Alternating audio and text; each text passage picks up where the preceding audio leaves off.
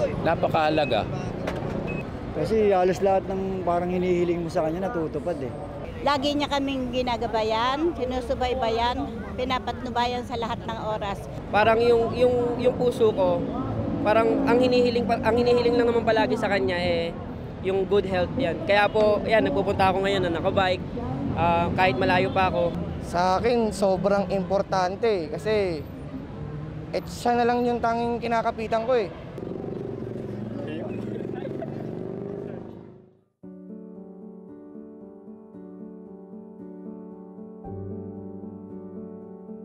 Itong pagsisilbi ko sa kanya, pasasalamat ko na lang sa kanya.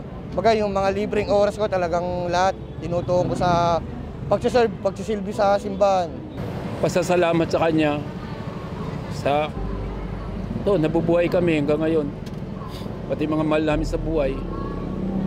Una, nagpapasalamat ako kasi lumipas yung pandemic na walang napahamak sa pamilya ko, walang nagkasakit, ganyan. Importante sa akin si Nazareno kasi mula nang tumutok ako ng Quiapo, talagang humingi ako sa kanya ng tulong na sana wag akong pababayaan. Halos taon-taon kasi nandito ako, titinda ako.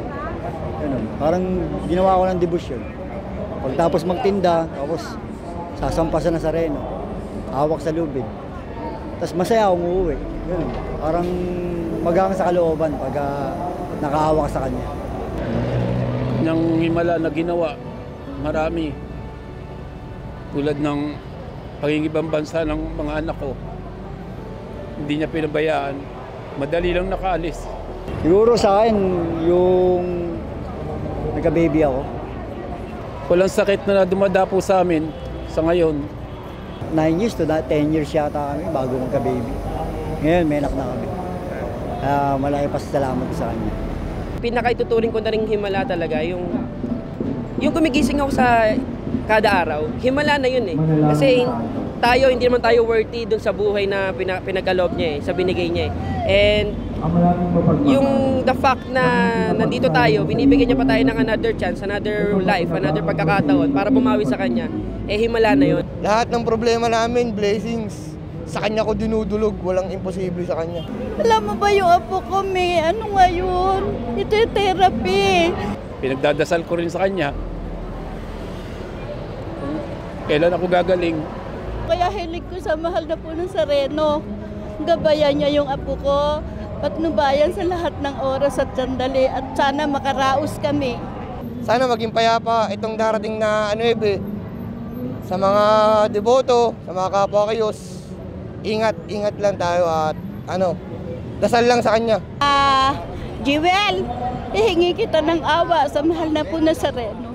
Nagabayan ka, patnubayan ka at lagi tayong subaybayan. Sana walang sakunang mangyari sa darating na bebe. Excited halos 3 taon simula ng pandemic. Kaya naniniwala akong babalik ulit yung sigla ng tao. Kumbaga, yun yung mukha ng January natin Yun yung mukha ng after Christmas, after New Year natin and masayang magbalik yun, masayang makita. Siyempre, tuwan-tuwa ako kasi tingnan mo nga, hindi lang ako tuwan-tuwa, kundi lahat. Buong di ba tuwan-tuwa? Na nila kung gaano kasarap mararamdaman nila na talagang parang malaya na tayo. Siguro sa ngayon, okay lang muna kasi parang Nazareno parang nangangapa pa. Lalagyan muna siguro ng salamin. Pero pag susunod na taon siguro, baka tanggalin na siguro. Para sa kaligtasan na rin, kasi kapag meron pa nun, kasi di ba kahit naman hindi araw ng mismong translasyon, pwede naman nilang puntahan yung mismong yung mismong imahen So para sa akin, iwas sa disgrasya yon and mas magiging smooth yung flow nung mismong translasyon. Sana lahat tayo makaraos dyan sa kasayahan na yan. Patnubayan tayo. Lagi tayong gagabayan ni mahal na po Nazareno. 2 taon mahigit di ba? 2 taon, 2 pyesa ng Quiapo, 2 translasyon, 2 Semana Santa na hindi siya nilabas. Baga yung pananabik ng tao, nandyan. Yung adrenaline nila na maibalik ulit yung panataan nila. Kaya hopefully sana makiisa.